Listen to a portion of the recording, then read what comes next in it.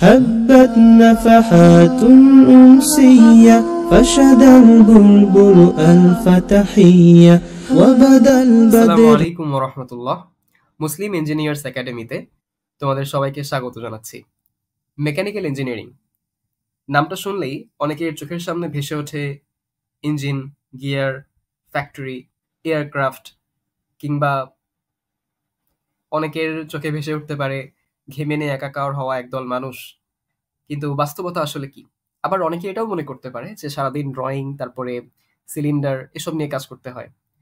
তো আজকের ভিডিওতে আমরা দেখব যে আসলে মেকানিক্যাল ইঞ্জিনিয়ারিং, বিশেষ করে রুয়েট মেকানিক্যালের প্রথম সেমিস্টারে কি কি পড়ানো হয় এবং কি কি আসলে করা হয়। পাশাপাশি আমরা এও জানবো যে কিভাবে একটা ভালো সিজিপিএ মেনটেন করতে হয়, কিভাবে আমাদের পড়ার পদ্ধতি হওয়া উচিত, কিভাবে একটা ভালো ফল করা উচিত এবং কিভাবে দৃষ্টিভঙ্গি রাখা উচিত মেকানিক্যাল ইঞ্জিনিয়ারিং সম্পর্কে। পাশাপাশি ভবিষ্যতে এটার কাজের সুযোগগুলো কোথায় কোথায় তার একটা সামান্য ওভারভিউ আমরা দেখবো ইনশাআল্লাহ। তো চলো শুরু করা যাক। শুরুতেই যারা বর্তমানে রয়েছে মেকানিক্যাল ইঞ্জিনিয়ারিং এর প্রথম সেমিস্টারে পড়ছো, সবাইকে অভিনন্দন। আর ভবিষ্যতেও যারা আসবে তাদের সবাইকে আহলান ওয়া সাহলান। তাহলে চলো, আমাদের এই যে প্রথম সেমিস্টারের পুরো কোর্সটা, এটা মোটা দাগে দুই ভাগে ভাগ করা হয়েছে। একটা হচ্ছে থিওরি কোর্স, অপরটা সেশনাল কোর্স। সেশনাল তো হচ্ছে প্র্যাকটিক্যাল, অন্যভাবে বলতে গেলে। আর থিওরি কোর্সে কি কি আছে? এখানে আছে তোমার chemistry, physics, economics and sociology, যেটা তোমার হিউম্যানিটিসের অন্তর্ভুক্ত। এরপরে ম্যাথ আর বেসিক মেকানিক্যাল ইঞ্জিনিয়ারিং। তুমি দেখতে পাচ্ছ তোমার ডিপার্টমেন্টাল কোর্স হচ্ছে একটা, বাকি চারটাই হচ্ছে নন ডিপার্টমেন্টাল কোর্স। অনেকে বলতে পারে, ভাইয়া ইঞ্জিনিয়ারিং পড়তে আসছি, মেকানিক্যাল ইঞ্জিনিয়ারিং পড়বো, ঠিক আছে, কিন্তু ম্যাথও না হয় মানা গেল, কিন্তু হিউম্যানিটিসের কি কাজ? অনেকের মনে প্রশ্ন আসতে পারে। তো আমরা যখন ডিটেইলসে আলোচনা করব যে কোনটার মধ্যে কি পড়ানো হয়, তখন তুমি উত্তর পেয়ে যাবা যে এগুলোর আসল দরকার কোথায়। আরেকটা বিষয় বলে রাখা ভালো যে এখানে 19.5 ক্রেডিটস। ক্রেডিট বলতে আসলে কি বোঝায়? আচ্ছা, সহজভাবে বলতে গেলে তোমার এখানে যে থিওরি কোর্সগুলো দেখছো সবগুলোই হচ্ছে 3 ক্রেডিট করে, মানে সপ্তাহে 3টা করে ক্লাস হবে। আর এখানে যে দেখছো সেশনাল, মানে ল্যাব, যেটা chemistry lab, physics lab, drawing lab, সব প্র্যাকটিস এবং হচ্ছে বেসিক মেকানিক্যাল ইঞ্জিনিয়ারিং। এখানে তোমার ড্রয়িং ল্যাব হচ্ছে তোমার 1.5 ক্রেডিট, মানে সপ্তাহে একদিন ক্লাস হবে। আর ফিজিক্স ল্যাব হচ্ছে 0.75 ক্রেডিট, মানে 2 সপ্তাহে একবার হবে। ঠিক আছে? তো সব প্র্যাকটিসে কি কি আছে? এখানে আছে তোমার ওয়েল্ডিং ল্যাব, উড ল্যাব। ঠিক আছে? আচ্ছা, আরো বিস্তারিত কার মধ্যে কি আছে আমরা সামনে দেখার চেষ্টা করব। তো একটু সামনে আগাই। এখন আমরা দেখব যে কেমিস্ট্রি কেন, ইঞ্জিনিয়ার হিসেবে তোমার কেমিস্ট্রির জ্ঞানটা শুরুতে কেন দরকার। আচ্ছা, দেখতে পাচ্ছ প্রথমে আছে ইনঅর্গানিক অ্যান্ড ফিজিক্যাল কেমিস্ট্রি। তোমরা এর আগে পড়ে এসেছো ইতোমধ্যেই। বিভিন্ন ধরনের কেমিক্যাল বন্ড, তারপর বিভিন্ন ধরনের সলিউশন, কম্পোজিশন। এখানে আরো নতুন কিছু পড়বা, একটু সামান্য গভীরের জিনিসপাতি জানতে পারবা। পাশাপাশি কলিগেটিভ প্রপার্টি, তারপরে কলয়েড, বিভিন্ন পিউরিফিকেশন মেথড, তারপরে তোমার বিভিন্ন ধরনের সলিউশন, ইলেকট্রোলাইসিস, তারপরে ইলেকট্রোমোটিভ ফোর্স, তাদের অ্যাপ্লিকেশন ইত্যাদি জানতে পারবা এখানে। আর করোশন অফ ম্যাটেরিয়ালস, করোশন শব্দের অর্থ কি? ক্ষয়। তোমরা কি কি ক্ষয় সম্পর্কে জানো? ধাতুর মরিচা সম্পর্কে জানো। এখানে আরো অনেক বিস্তারিত জানতে পারবা। এখানে তুমি যে মাটির নিচে একটা পাইপলাইন ঢুকাবা, সেই পাইপলাইন কিভাবে ক্ষয়প্রাপ্ত হবে, সেটাকে কিভাবে বাঁচানো যায়। বয়লার, যেটা ছাড়া পাওয়ার প্রোডাকশন খুবই কষ্টসাধ্য বিষয় এবং ফিজিবল নয় বয়লার ছাড়া বর্তমানে। তো সেই বয়লার তুমি মেকানিক্যাল ইঞ্জিনিয়ারিং এ পড়বা। সেই বয়লারের কি কি ক্ষয় হতে পারে, কিভাবে হতে পারে, সেটা কিভাবে রিডিউস করা যায়, কিভাবে লস কমানো যায়, প্রোডাকশন বাড়ানো যায়, ইত্যাদি ইত্যাদি। তো যা হোক, তো করোশন অফ ম্যাটেরিয়ালস এখানে জানতে পারবা তুমি।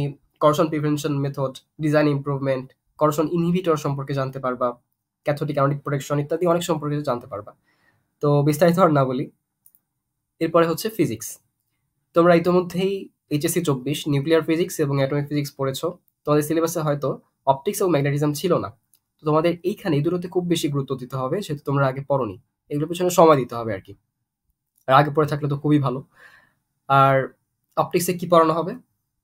অপটিক্সে তোমার বিভিন্ন ধরনের লেন্স সম্পর্কে পড়ানো হবে, লেন্স ইকুয়েশন পড়ানো হবে, তারপরে ফাইবার অপটিক্স, লেজার ইত্যাদি নিয়ে পড়ানো হবে। আর নিউক্লিয়ার ফিজিক্সে তো বুঝতেই পারছো, এখানে isotope, radioactivity, nuclear decay, half life ইত্যাদি নিয়ে পড়ানো হবে। ম্যাগনেটিজম সম্পর্কে আর না বলি। অ্যাটমিক ফিজিক্স, অ্যাটমিক ফিজিক্সেও তোমরা এর আগে পড়ে এসেছো, photo voltaic cell, photo electric effect, de Broglie wave এখানে পড়ানো হবে। আচ্ছা, ম্যাগনেটিজম বলে দিই ছোট্ট করে। বিভিন্ন ধরনের magnetomotive force, magnetic field intensity, permeability, susceptibility, তারপরে হচ্ছে বিভিন্ন ধরনের ম্যাগনেটিক ম্যাটেরিয়ালসের ক্লাসিফিকেশন ইত্যাদি এখানে পড়ানো হবে। আচ্ছা, ম্যাথ, যেটা ছাড়া যেই টুল, এটা এমন একটা টুল যেটা ছাড়া ইঞ্জিনিয়ারিং কল্পনা করা যায় না। তো ম্যাথের মধ্যে তুমি পড়বা ডিফারেন্সিয়াল ক্যালকুলাস, ইতিমধ্যেই করে এসেছো। এখন কিছু থিওরেম সম্পর্কে জানবা বা সামান্য কিছু অ্যাডভান্স জিনিসপাতি এখানে করানো হবে। তারপর 2D এবং 3D, ঠিক আছে? তোমরা 2D অনেক কিছুই করে এসেছো, এখানে 2D 3D র একটা দারুণ সমন্বয় তুমি দেখতে পাবে। আচ্ছা, এরপর ইকোনমিক্স অ্যান্ড সোশিওলজি, যেটা প্রশ্ন ছিল যে ভাইয়া আমি ইঞ্জিনিয়ার হইতে আসছি, এসব দিয়ে আমি কি করব? এখন দেখো, আমাদের প্রথম ক্লাসে আমাদেরকে জানানো হয়েছিল যে what is the difference between an engineer and a manager. তারপরে অন্যান্য ইঞ্জিনিয়ার আর মেকানিক্যাল ইঞ্জিনিয়ারের মধ্যে পার্থক্য কী, সেসব আমি এখানে বলতে চাই না, তাহলে ভিডিও অনেক লম্বা হয়ে যাবে। তো ইঞ্জিনিয়ার হইতে গেলে বাস্তব জীবনে তোমাকে একজন বেটার ইঞ্জিনিয়ার হইতে গেলে ধারণা থাকতে হবে কিভাবে কম খরচে বেশি আউটপুট আনা যায়, খরচ কমানো যায়, বিক্রি বাড়ানো যায়, উৎপাদনশীলতার হারটা যেন অনেক ভালো থাকে। তো সেজন্য তোমাকে জানতে হবে থিওরি অফ প্রোডাকশন, তারপরে হচ্ছে ডিমান্ড অ্যান্ড সাপ্লাই, তারপরে মার্কেট থিওরি সম্পর্কেও তোমাকে জানানো হবে, তারপর আমাদের দেশের যে ম্যাক্রো ইকোনমি সে সম্পর্কেও তোমাকে জানানো হবে। এরপরে সোশিওলজি, এটা নিয়ে আর বললাম না, লেখা আছে দেখে নিও। এরপরে সেই কাঙ্ক্ষিত জিনিস দেখতেই পাচ্ছ, বেসিক মেকানিক্যাল ইঞ্জিনিয়ারিং। এখানে তোমাকে পড়ানো হবে পিওর সাবস্ট্যান্স, যার মধ্যে থাকবে তোমার পিভিটি কার্ভ, তারপরে হচ্ছে বিভিন্ন আইডিয়াল গ্যাস এবং রিয়েল গ্যাসের জিনিসপাতি, তারপরে তাদের থার্মোডাইনামিক্স প্রপার্টি, তারপরে হচ্ছে বেসিক মেকানিক্যাল ডিভাইসেস। এখানে তুমি পড়বা হচ্ছে বিভিন্ন ধরনের engine, SI engine, CI engine, turbine, pump ইত্যাদি ইত্যাদি।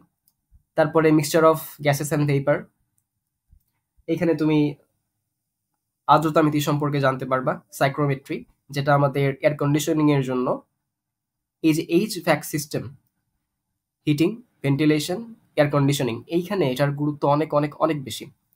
তো এগুলো সম্পর্কে তোমাকে জানানো হবে এবং খুব মজা লাগবে আশা করি। তো এখানে দেখতে পাচ্ছ এটা এসি, আর এইটা কিসের ছবি কমেন্টে জানিয়ে দাও। ঠিক আছে, একটু সামনে আগানো যাক। এবার সেশনাল এর দিকে আসি। তো ফিজিক্স সেশন, এখানে তোমাকে বিভিন্ন ধরনের এক্সপেরিমেন্ট করানো হবে। এক্সপেরিমেন্টগুলো কি, প্রশ্ন আউট আর না করে দেই, এসে দেখে নিও। আচ্ছা, কেমিস্ট্রি সেশনাল, এখানে তোমরা কলেজেও অনেকে করেছো, অনেকে নাও করতে পারো। তো বিভিন্ন দ্রবণের ঘনমাত্রা নির্ণয়, শক্তিমাত্রা নির্ণয়, তারপরে করোশন রেট নির্ণয় ইত্যাদি এখানে তোমরা করবা। আচ্ছা, সব প্র্যাকটিস, যদিও এইটা রিলেভেন্ট না এই ছবিটা, এটা প্রোডাকশন প্রসেসের অন্তর্ভুক্ত। তো তোমাকে সব প্র্যাকটিস করতে হবে দুইটার, একটা হচ্ছে উড শপ, ওয়েল্ডিং শপ। অনেকে মনে করছো যে ভাইয়া কাঠ কাটবো, এক্স্যাক্টলি কাঠ কাটবা। কাঠ কেটে তোমাকে ভি ব্লক বানাতে দেওয়া হবে, অথবা বিভিন্ন ধরনের জব আছে সেগুলো তোমাকে বানাতে দেওয়া হবে। তারপরে ওয়েল্ডিং করতে হবে। ওয়েল্ডিং কিভাবে কাজ করে, ওয়েল্ডিং কত প্রকার, এটা কিভাবে করা হয়, একজন ইঞ্জিনিয়ারের এটা বেসিক ধারণা রাখা খুবই খুবই খুবই গুরুত্বপূর্ণ। তুমি মেকানিক্যাল ইঞ্জিনিয়ার হবা, এসব সম্পর্কে জানবা না তা হতে পারে না। তো সেই বেসিক জানার জন্য প্রথম সেমিস্টারে এই কোর্সগুলো রাখা হয়েছে। এটার পরে কি প্রয়োজন আছে, যেমন ধরো তুমি একটা কলম বানাবা, মনে করো তুমি একটা কলম বানাতে চাও। সেই কলমকে, মেটালের কলম, প্রথমে তার একটা প্যাটার্ন বানাতে হবে যেটা তুমি কাঠ দিয়ে বানাবা। তারপর সেই প্যাটার্নকে কাস্টিং করতে হবে, যেটা সেকেন্ড সেমিস্টারে আছে। সেই কাস্টিং এর জন্য মোল্ডিং স্ট্যান্ডে রাখতে হবে, কাঠের প্যাটার্নের ছাপ দিতে হবে, কোর পেন্ট নিতে হবে, তারপর সেখানে গলিত ধাতু ঢালা হবে। তারপর সেখান থেকে আবার তোমার মেটাল রিমুভাল প্রসেসে সেটাকে ফিনিশিং ঠিকঠাক দিতে হবে। ঠিক আছে? তো যেখানে তোমার ওয়েল্ডিং কাজে লাগবে ফ্যাব্রিকেশনের সময়। ঠিক আছে? যাই হোক। তো এই যে এই কারণে প্রথম সেমিস্টারে তোমাকে এই কোর্সগুলো রাখা হয়েছে, ওয়েল্ডিং এবং উড শপ। মজা পাবা। ঠিক আছে। এবার বেসিক মেকানিক্যাল ইঞ্জিনিয়ারিং, এখানে তুমি থিওরিতে যা পড়বা তার অনেক কিছু এখানে প্র্যাকটিক্যালি দেখতে পারবা, যে কোনটা কিভাবে কাজ করে, কোনটার পার্টস কি, ইত্যাদি ইত্যাদি। এরপরে মেকানিক্যাল ইঞ্জিনিয়ারিং ড্রয়িং, খুবই খুবই খুবই গুরুত্বপূর্ণ। আমাদেরকে প্রথম ক্লাসে প্রশ্ন করা হয়েছিল যে মেকানিক্যাল ইঞ্জিনিয়ারিং ড্রয়িং বলতে আসলে কি বোঝায়, এটা আসলে কি। তো this is the language of engineers, এটা হচ্ছে ইঞ্জিনিয়ারদের ভাষা। কাজে এটার গুরুত্ব যে কতখানি, এটার বলে শেষ করা যাবে না। তুমি এখন হাতে কলমে শিখবা, হাতে ড্রয়িং করবা, কিভাবে কোনটা করতে হয়, এবং এরপরে তুমি কম্পিউটারে এটা করবা। সলিডওয়ার্কস, অটোক্যাড ইত্যাদি ইত্যাদি বিভিন্ন সফটওয়্যার আছে সেখানে। তো যার জন্য এই ধারণাটা খুবই গুরুত্বপূর্ণ, যার কারণে এটাকে প্রথম সেমিস্টারে রাখা হয়েছে। আচ্ছা, এরপরে সিটির বিষয়ে আসি। রুয়েট মেকানিক্যালে তোমার প্রতিটা কোর্সে 4টা সিটি হবে এবং 4টার মধ্যে তুমি যে 3টায় সবচেয়ে ভালো নম্বর পাবা সেগুলো কাউন্ট করা হবে। আর সিটিতে মার্ক হচ্ছে 20, এই আর কি। তো তুমি যদি একটা সিটিতে 0 পাও, বাকিগুলোতে 16-র উপরে পাও, 16 থেকে 20-এর মধ্যে, সেগুলো কাউন্ট হবে, 0 কাউন্ট হবে না। এই হচ্ছে বিষয়। ওকে, তো এরপরে কি আছে? Group study. এটা খুব গুরুত্বপূর্ণ, যেহেতু তুমি ইউনিভার্সিটিতে আছো এখন। একটা বিষয় তুমি যে পড়া শুরু করবা, পড়া শেষ কোথায় করবা, এটার জন্য ক্লাসে অ্যাটেন্টিভ থাকা খুবই গুরুত্বপূর্ণ। প্রফেসররা, আমাদের লেকচারাররা কি কি পড়াচ্ছেন, কোন টপিকে জোর দিচ্ছেন, কোনটা গুরুত্বপূর্ণ বলছেন, এটা যেন তোমার খাতায় তোলা থাকে। তুমি হয়তো কোনো জিনিস মিস করতে পারো, তোমার কোনো বন্ধু হয়তো তোমার চেয়ে কোনো বিষয়ে ভালো বুঝেছে। এভাবে শেয়ার করে পড়লে তোমার আন্ডারস্ট্যান্ডিংটা ক্লিয়ার হয়, তোমাদের বেজ আরো স্ট্রং হয়। তো সেভাবে ফ্রেন্ড সার্কেল নির্বাচন করে পড়তে হবে, এটা তোমাদের জন্য বেনিফিশিয়াল হবে। আচ্ছা, এবার প্রিভিয়াস ইয়ার কোশ্চেন অ্যানালাইসিস, এটা চরম চরম ইম্পর্টেন্ট, ঠিক আছে? তো প্রিভিয়াস ইয়ার কোশ্চেন অ্যানালাইসিসে অনেক সময় দেখা যায় যে অনেক প্রশ্ন হুবহু চলে আসে ইউনিভার্সিটিতে, ঠিক আছে? তো কোন টপিক থেকে আসছে, তারপর আমাদের এখন আবার ওবিই বেসড কারিকুলাম, তো কোনটার লার্নিং আউটকাম কি, এসব খুবই গুরুত্বপূর্ণ। এ কারণে তোমার কাজ হচ্ছে অবশ্যই অবশ্যই প্রশ্ন ভালো করে দেখা, যে কোন চ্যাপ্টার থেকে কোন টপিকে প্রশ্ন আসছে এবং কিভাবে আসছে। এগুলো যে কোনো পরীক্ষার ক্ষেত্রেই এটা একেবারে ধরা বাঁধা, ফর শিওর, গ্রান্টেড জিনিস। আচ্ছা, অ্যাটেন্ডেন্সে আছে 10 মার্ক, সিটিতে 20 মার্ক এবং অ্যাসাইনমেন্ট বা প্রেজেন্টেশনে 10 মার্ক, ঠিক আছে? এই 40 মার্ক হচ্ছে তোমার কন্টিনিউয়াস অ্যাসেসমেন্ট, যেটা তোমার চলতে থাকবে ক্লাসের সাথে। এরপরে 60 মার্কস হচ্ছে তোমার সেমিস্টার ফাইনাল, ঠিক আছে? তো তুমি যদি এই 40-এর মধ্যে অ্যাটেন্ডেন্স যদি তোমার ফুল থাকে বা 90%-এর উপরে থাকলেই সেটা ফুল অ্যাটেন্ডেন্স। তো তারপরে হচ্ছে সিটিতে যদি তোমার একটা ভালো অ্যাভারেজ মার্ক থাকে 16 থেকে 20-র মধ্যে, তারপরে তোমার যদি প্রেজেন্টেশনে ভালো মার্ক থাকে, তুমি ইজিলি 35 থেকে 40-এর মধ্যে মার্ক পেয়ে যাবা কন্টিনিউয়াস অ্যাসেসমেন্টে। এরপরে তোমার তোমার যত মার্ক এখানে বেশি হবে, তত তোমার সেমিস্টার ফাইনালে এ প্লাস তোলা সহজ হয়ে যাবে। অনেকের মানে প্রশ্ন আসতে পারে, ভাইয়া এ প্লাস মানে তো সিজিপিএ 4, তো সেটা কি মেকানিক্যালে পাওয়া সম্ভব? আসলে এটা প্রথম সেমিস্টারের জন্য একেবারে অসম্ভব কিছুই না। তোমাকে শুধু টেকনিক্যালি আগাতে হবে। তোমার যে পড়াশোনাগুলো আছে, আচ্ছা সামনে বলছি এ সম্পর্কে, দেখি সামনে আছে কিনা। এই যে utilise the PL preparation leave mid break. রুয়েটের একটা বিশেষত্ব হচ্ছে এখানে রমজান মাসে 45 দিন ছুটি দেওয়া হয়। পাশাপাশি আমাদের মিড সেমিস্টার ব্রেক তো আছেই। এই ব্রেকগুলোতে তুমি তো রিল্যাক্স করবাই, পাশাপাশি তোমার বন্ধের আগে যে বিষয়গুলো পড়া হয়েছে, তোমার যেখানে গ্যাপ আছে, সেগুলো অবশ্যই অবশ্যই কভার করে নিতে হবে। তোমার সিটির আগে অনেকে পড়াশোনা করে, তো সিটির আগে তো পড়বা অবশ্যই, এমনভাবে পড়বা যেন ওই পড়াটা তোমাকে আর টাচ না করতে হয়, এমনভাবে যেন প্রথমবার পড়তেছো, ঠিক আছে? তো সিটির পড়াটা খুব ভালো করে পড়বা। পাশাপাশি প্রতিদিন না পারলেও প্রতি সপ্তাহে, ওই সপ্তাহে যা যা হয়েছে লেকচারে, যা যা বোঝানো হয়েছে সেই টপিকগুলো আয়ত্ত করে রাখবা। পাশাপাশি সব তো লেকচার স্লাইডে থাকা সম্ভব না, কিছু জিনিস বইয়ের দিকে রেফার করা হয়, ফলে দেখা যায় লেকচার স্লাইডে থাকে না কিন্তু পরে পরীক্ষায় চলে আসে। কেন? কারণ বইয়ে আছে। তো বই কোনটা কি পড়তে হবে এগুলো ক্লাসে স্যাররাই বলে দেবেন, চিন্তার কোনো কারণ নেই।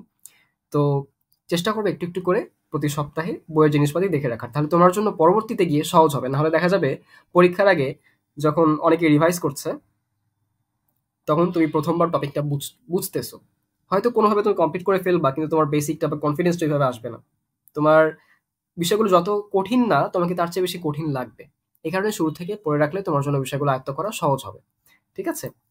এরপরে দেখি আসো, বেটার সিটির জন্য কি করা উচিত। একটু আগে বললাম, সিটিগুলো খুব খুব খুব ভালো করে দেওয়া উচিত। সিটির আগে সিরিয়াসলি পড়ে যাবা। তারপরে অ্যাটেন্ডেন্স ঠিক রাখবা, তোমার 40 মার্কের মধ্যে 35 আপ রাখবা, রাখার চেষ্টা করবা, তাহলে তোমার জন্য সেমিস্টার ফাইনাল সহজ হয়ে যাবে। আর ওই যে প্রতি সপ্তাহে পড়া করে রাখার চেষ্টা করবা। আর কিছু না বুঝলে আমাদের স্যাররা তো আছেনই যে কোনো সময় বুঝিয়ে দেওয়ার জন্য, পাশাপাশি ইউটিউব সিনিয়ররা তো আছেনই, সিনিয়ররা ভালো করে জানেন যে কোন টপিক থেকে কিভাবে পড়লে তোমার জন্য ভালো হবে। তো সিনিয়রদের সাথে অবশ্যই যোগাযোগ রাখবা, তার কাছে সাজেশন নিতে কুণ্ঠাবোধ করবে না, ঠিক আছে? এরপরে ফিউচার অফ মেকানিক্যাল ইঞ্জিনিয়ার। আমি যখন তোমাদের সময় ছিলাম, আমি খোঁজ করে দেখেছিলাম যে মেকানিক্যাল ইঞ্জিনিয়ারিং এর আসলে সুযোগগুলো কোথায় কোথায়। আমি 8টা বড় বড় ডোমেইন পেয়েছি, ঠিক আছে? অ্যারোস্পেস, তারপরে হচ্ছে ট্রান্সপোর্টেশন, রোবোটিক্স, ইন্ডাস্ট্রি, এখন তো ইন্ডাস্ট্রি 4.0 পার হয়ে যাচ্ছে। তো ইত্যাদি বিষয়গুলো আমি আর এখন বিস্তারিত বলবো না, ভিডিও অনেক লম্বা হয়ে যাবে। তোমাদের হোমওয়ার্ক, তোমরা খুঁজে বের করবা যে মেকানিক্যাল ইঞ্জিনিয়ারিং এর দেশে এবং দেশের বাইরে কি কি অপরচুনিটিস আছে প্র্যাকটিক্যালি। আচ্ছা, তো এখানে আছে মুসলিম ইঞ্জিনিয়ার্স একাডেমি সম্পর্কে। এটা এমন একটা প্ল্যাটফর্ম যেখানে বিএসসি ইঞ্জিনিয়ারিং কোর্সগুলো আমাদের দেশের যেভাবে পড়ানো হয় বিভিন্ন ইউনিভার্সিটিতে, সেভাবে তোমাদের সামনে উপস্থাপন করা বিভিন্ন কোর্স, যেটা অলরেডি আমাদের চ্যানেলে দেয়া আছে। সেখানে দেখবা যে আমাদের দেশের অনুযায়ী আমাদের স্যাররা যেভাবে প্রশ্ন করেন, যেভাবে আমাদের পড়া উচিত, সেভাবে কনসেপ্টগুলো সলভ করে দেয়া আছে। এই ইউনিভার্সিটি পর্যায়ে এসে আমরা দেখি যে দেশীয় কন্টেন্টের বেশ অভাব আছে, একটা বেশ ভালো ধরনেরই অভাব আছে। অনেকের অনেক কন্টেন্ট আছে মাশাআল্লাহ, কিন্তু এখনো এখানে কিছুটা ঘাটতি আছে, যেটা যদি আমাদের জন্য বাংলায় বোঝাতে বা সহজবোধ্যভাবে বোঝাতে কোনো কন্টেন্ট থাকতো, সেটা খুব ভালো হতো। তো এই কারণে মুসলিম ইঞ্জিনিয়ার্স একাডেমি তোমাদের সাহায্য করতে পারে। এই ভিডিও ডিসক্রিপশনে দেখে নিও কি কি কোর্স ইতিমধ্যেই দেওয়া আছে। ওকে, তো আজকে আর নয়, ভিডিও অনেক বেশি লম্বা হয়ে গেছে। তো ভালো করে পড়াশোনা করবে, যেগুলো তোমাদেরকে বলা হলো ভালো করে মেনে চলবে। দেখা হবে ক্লাসে ইনশাআল্লাহ। আর অবশ্যই লক্ষ্য অনেক বড় রাখবে, চেষ্টা করে যাবে, তোমার স্বপ্নই তোমাকে সামনে এগিয়ে নিয়ে যাবে। আসসালামু আলাইকুম ওয়া রাহমাতুল্লাহি ওয়া বারাকাতুহু। هبت نفحات أنسية فشد البلبل ألف تحية وبدا البدر الليلة شوقا يلقي